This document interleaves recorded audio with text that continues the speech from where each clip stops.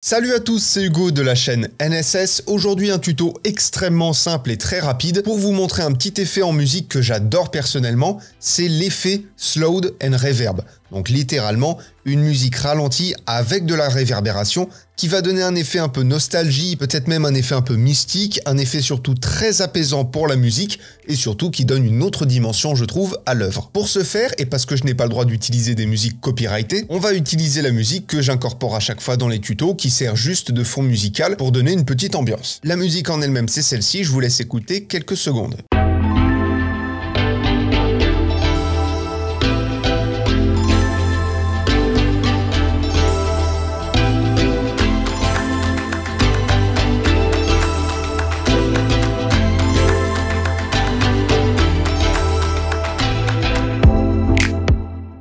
Voilà, et à partir de ça, on va vraiment venir créer une ambiance très particulière. Alors, la première chose, c'est que vous allez faire un clic droit sur votre musique, vous allez aller dans vitesse durée, et vous allez baisser la vitesse entre 90% et 80%.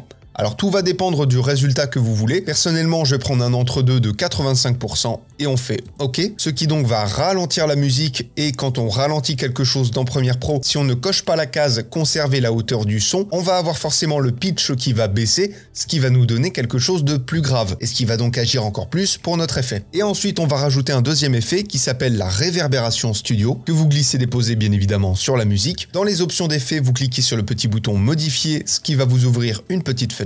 Et à ce moment-là, vous allez passer les préconfigurations de par défaut à grande plaque tambour. Alors bien évidemment, il y en a d'autres et vous pouvez essayer d'autres préconfigurations si vous le voulez. Et on va passer les deux niveaux de sortie à 100% pour avoir le maximum d'effets.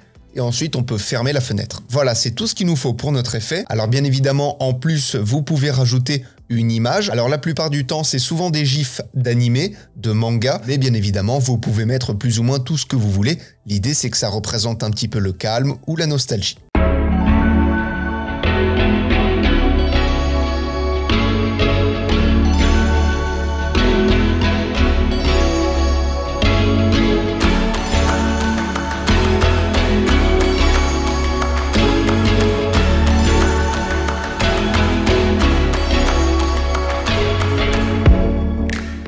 Bref, voilà, comme je vous l'ai dit, c'est un tuto très simple, très rapide pour créer un effet que personnellement j'aime beaucoup. Et en attendant de se retrouver dans de prochains tutos, apprenez, utilisez et progressez dans vos montages. Je vous fais des bisous et à plus.